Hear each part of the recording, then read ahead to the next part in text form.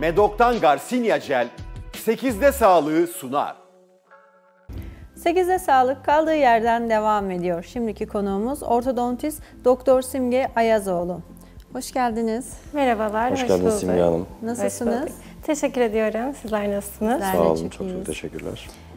Simge Hanım, ortodontik tedavi nedir? Ortodontik sorunların tedavi edilmesi ne için önemlidir? Ortodonti, diş yapısı bozukluklarının, çene yüz yapısındaki iskeletsel sorunların ve çene ekleminin tedavi edildiği diş hekimliğinin uzmanlık alanıdır. Ortodonti deyince aklımıza aslında bizim daha çok diş çapraşıklıkları, aralıklı dişler ve çene yapısındaki darlıklar aklımıza geliyor. Sadece ön dişlerin estetik anlamda düzenlenmesi değil, biz tedavi ettiğimizde hastalarımızda arkadaki dişlerin de doğru kapanışa getirilmesiyle birlikte çiğneme ve fonksiyonun da iyileştirilmesini sağlıyoruz.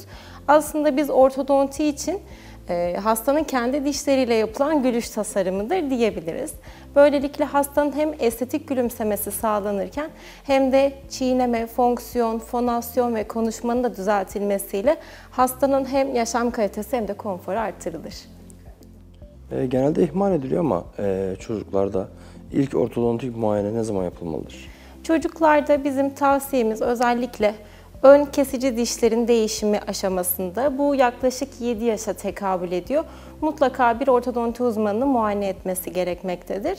Çünkü bu dönemde eğer bir bozukluk varsa iskeletsel anlamda hemen biz ağız içerisinde görmeye başlıyoruz bu yaş aralığında. Çene iskelet yapısında herhangi bir asimetri oluştuysa ya da ön dişlere baktığımızda bir çapraz kapanış meydana geliyorsa ön dişlerin değişmesiyle beraber mutlaka yakaladığımız aşamada biz tedaviye başlamak istiyoruz. Bize maalesef birçok hasta geliyor ve yanlış bilinen bir algı var bu konuda dediğiniz gibi.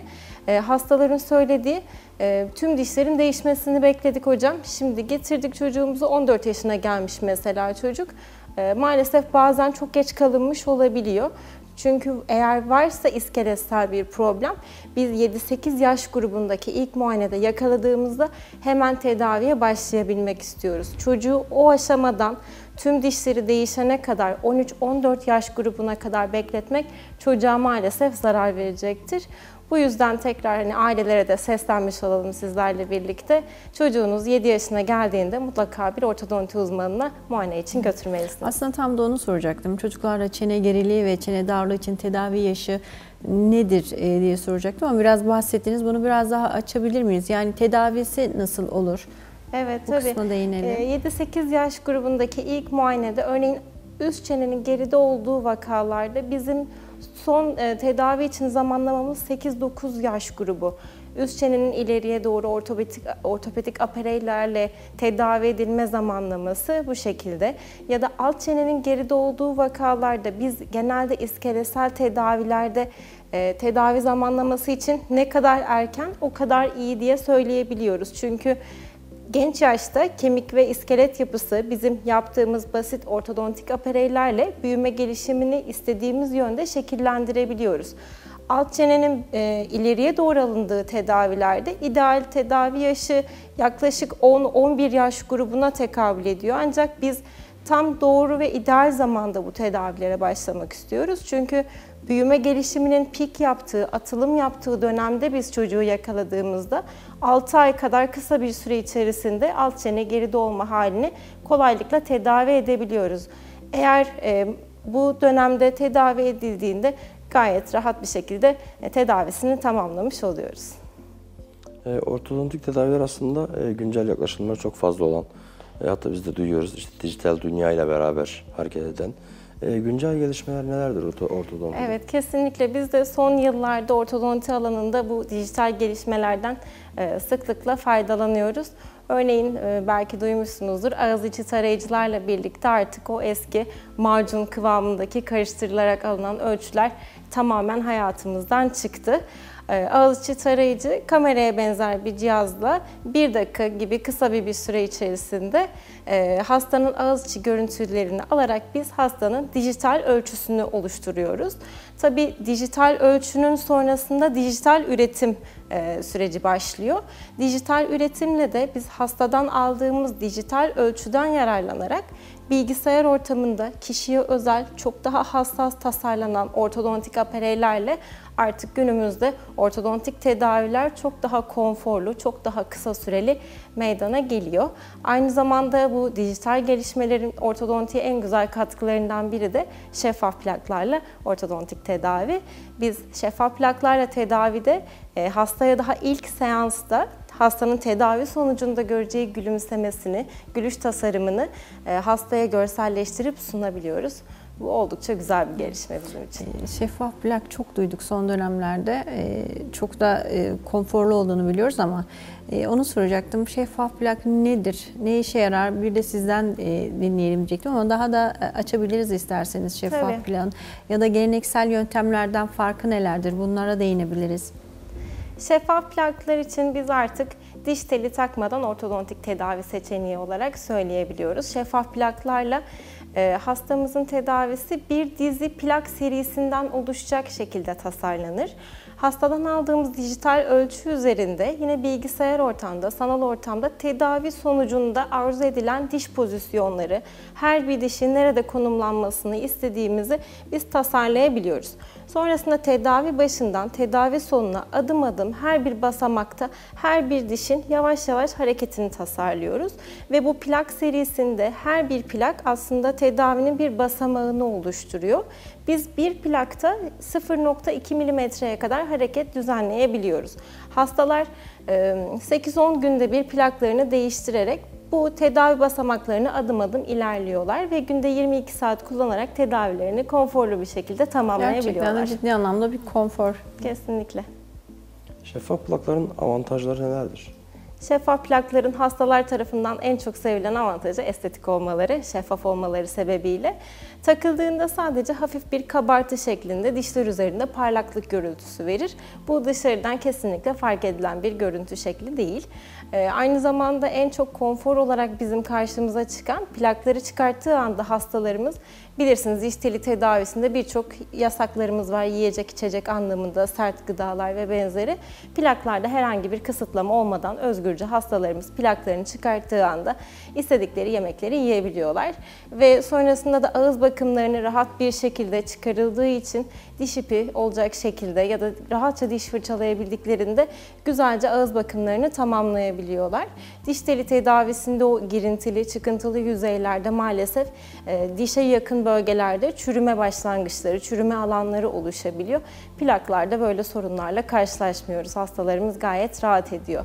Aynı zamanda çıkarılabildikleri için özel günlerde örneğin düğün olabilir, bir mezuniyet töreni olabilir ya da bir akşam özel bir iş toplantısı olabilir. Hastalarımız o gün bir günlüğüne plaklarını kullanmadıklarında ertesi gün hiç kimse fark etmeden ortodontik tedavilerine devam edebiliyorlar. Peki şeffaf plak tedavisi pahalı bir işlem midir? Ekonomik boyutu nedir? Plaklar için hastalarımızın en çok merak ettiği sorulardan birine geldik.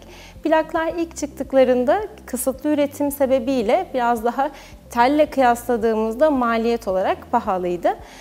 Şimdi günümüzde artık globalde kendini ispat etmiş birçok üretici şeffaf plak üreten firma var. Bu sebeple kesinlikle artık günümüzde şeffaf plaklar daha ulaşılabilir hale geldi.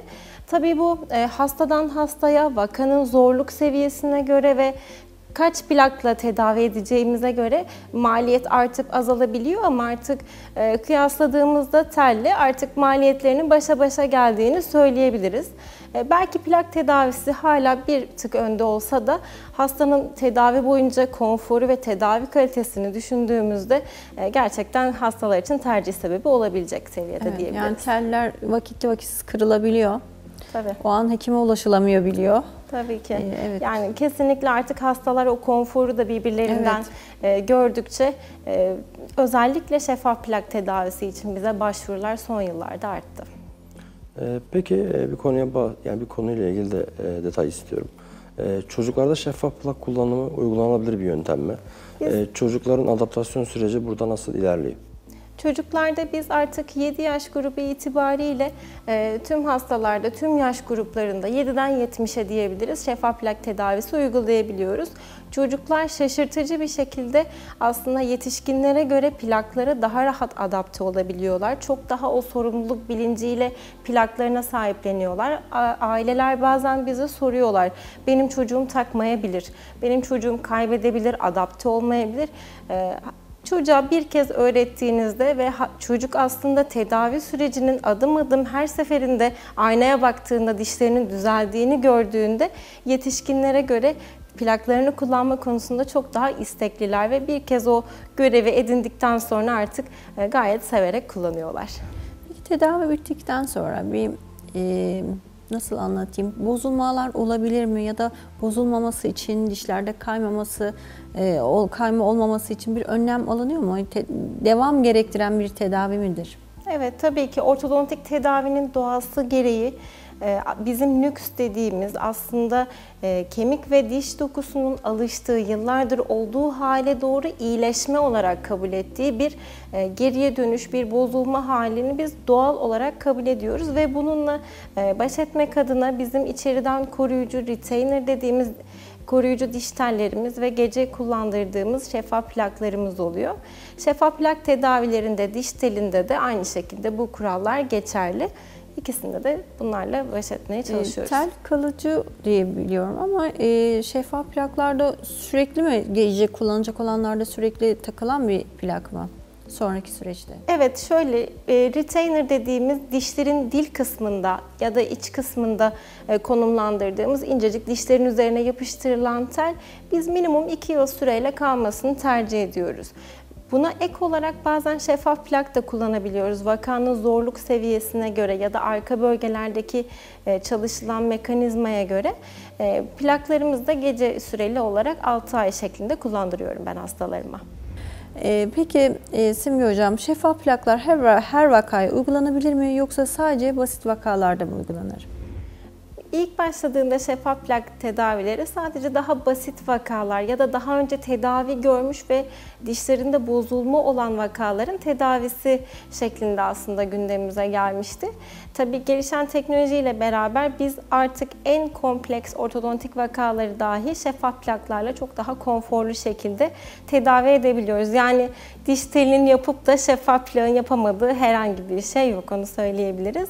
Aksine şeffaf plakların mekaniği gereği bizim distalizasyon dediğimiz ortodontik diş hareketi, yani üst dişlerin arka bölgeye doğru hareket ettirilerek çapraşıklığın yer açılması tedavilerinde şeffaf plak mekaniği sebebiyle tellere göre çok daha avantajlı ve bu hareketi çok daha rahat sağlayabiliyoruz. Bu sebeple de çapraşıklık olan vakalarda diş çekimi yapmadan tedaviyi güzel bir şekilde sonuçlandırabiliyoruz. Bana kalırsa teknik anlamda evet hastaların en sevdiği özellikler işte konforu ve estetik görünümü ama teknik anlamda baktığımızda şeffaf plak tedavileriyle biz diş çekimi yapmadan birçok vakayı tedavi edebiliyoruz. Bence en güzel avantajlarından bir tanesi de bu. Teşekkür ediyoruz. Teşekkür ederim. Çok teşekkürler. Ağzınıza sağlık. Çok güzel bir sohbetti. 8'e Sağlık'ta bugünkü konuğumuz ortodontist Doktor Simge Ayazoğlu'ydu. Kendisiyle çok hoş bir sohbet gerçekleştirdik. 8'e Sağlık tüm hızıyla devam ediyor. Medok'tan Garcinia Jel 8'de sağlığı sundu.